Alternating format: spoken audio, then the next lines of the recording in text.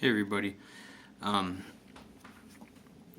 okay, so today I want to talk about AA and NA and the pitfalls that come with that. It's a great stepping stone. It helped me tremendously. But the thing was, if you screw up, no matter who you are in AA or NA, they shun you. It's really odd. Now, don't get me wrong. Sorry about that. Now, don't get me wrong. There are guys out there that they'll do anything to help you. They get you into a rehab, but majority of them, they think oh, he's back on the street. He's a bad apple. He's a bad seed. We don't want him around us anymore.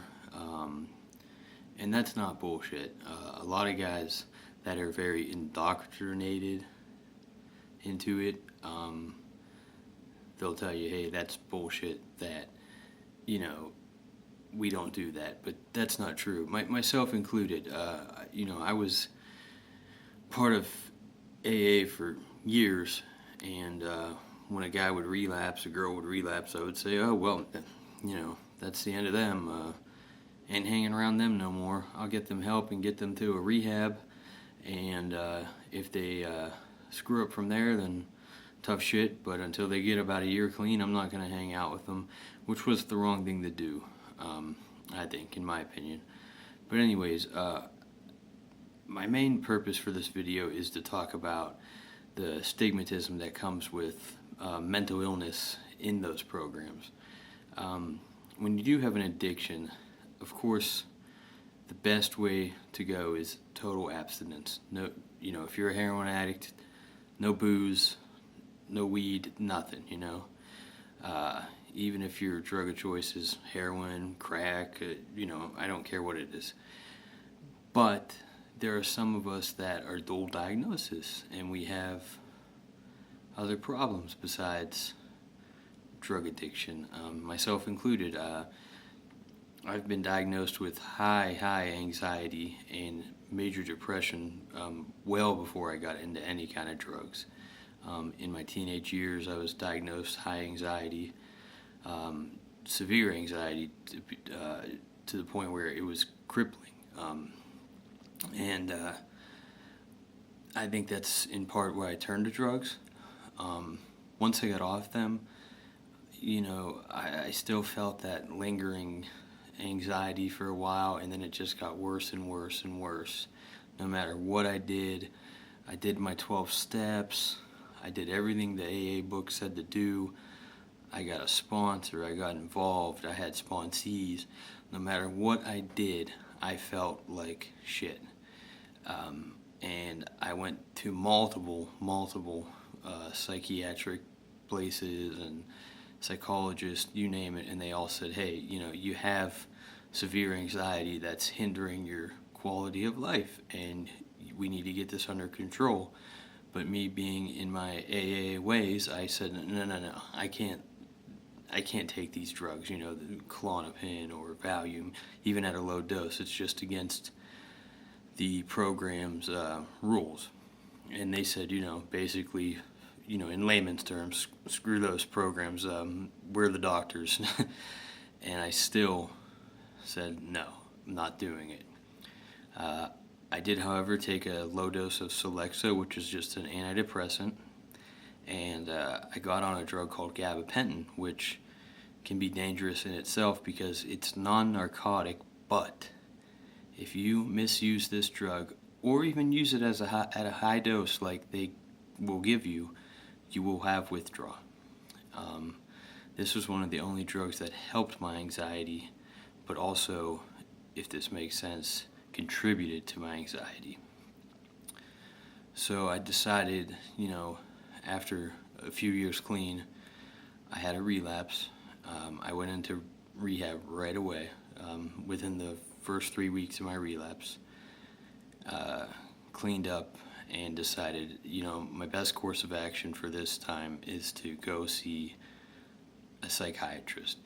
And they said, we have to address this anxiety. This is what's causing a lot of the issues. And it's not just everyday anxiety like, oh, I have a test today, so I'm anxious. It's everyday anxiety where it's like, oh my God, I woke up today and I have to go to the fridge and make a sandwich for my kid, which is easy to do, but it's just that crippling that it feels like everything you go to do is just 1,000 times harder. Plus, I didn't want the people that I grew close with in AA to think, hey, he's weak, he's taken a narcotic for anxiety. Now, what they did give me was a low dose of clonazepam, and they kept me on the gabapentin, and they gave me my Celexa for depression, which also helps with anxiety. And I tell you what, after the first few weeks of being on that, my parents controlled the dosage for me. I've never felt better. I wake up happy. I get no gratification from it. It's not that I'm getting high from it. It's just, I can enjoy my days with my children. I can get my studies going, going back to school for chemical engineering, it's tough. And it really, really helps. Everything that the psychiatrist said made total sense, and I started to shy away from the AA program. Now, don't get me wrong, there are a lot of good people in AA, and there's a lot of good principles in AA that, addict or not, everybody should follow. It's just about being a basic, good human being. That being said, the cultish atmosphere it gives out, that's, you could take it or leave it, but, that's no good. Once in a while I still do go to a meeting, just to kind of listen to the speaker, to quote, fellowship with other addicts or alcoholics, and I do enjoy that, but, and I don't have to tell them what medication that my doctor prescribed me, and they do say that, you don't have to go and say, hey, this is what the doctor told me to be on, I feel guilty about it, because that's not their business. The goal of AA or NA is to get you back to being a normal person again. And I never wanted to admit that I had any form of mental illness, even though for years I've been told you have severe anxiety, you have severe depression, and there may be a touch of ADHD in there, which, that's nothing I need to medicate. I don't take any type of stimulants for that because it's not bad enough for that. But this is the first time in years that I've stayed off all illicit substances and have followed doctor's orders. I have my parents hold my prescriptions. They dish them out to me as prescribed, which helps tremendously. If you've had any type of background in addiction, let your parents, your wife, your husband, whoever that you trust, dish out your medication to you, just so you don't go overboard. Because as addicts, we tend to do that. No matter how many years clean or sober we have, we'll find a way around it. I've recently had a few bad things happen where, the mother of my children decided that drugs were more important than the children, and I had to go last year to court and take them off her for good. It's been a blessing for me. I love being a single dad. I get to be with them every day, and I love that my family supports us as far as, love goes, and I get to just have so much fun with them while going back to college to earn my bachelor's, which I was about 20 credits shy of completing because of drug addiction in the past. I'm just ready to get the ball rolling, which it already is rolling. It's great. And, this is for everyone out there that thinks, that feels guilty that they have to take a psych med. Don't. Unless you're abusing that drug, then feel guilty and then get some help. But if you're not abusing that drug and you're being treated by a physician and you're doing all the right things and you feel better and your quality of life is better, then stick with it. There's nothing wrong with that. And don't be indoctrinated by the AA and A hardcore, people. I mean, they will help you out, obviously, but they give you a lot of guilt and bullshit that you don't need.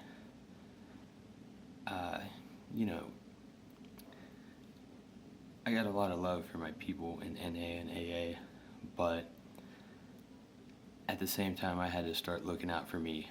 And by actually doing that, I've come I wouldn't say full circle, I've made a complete 180.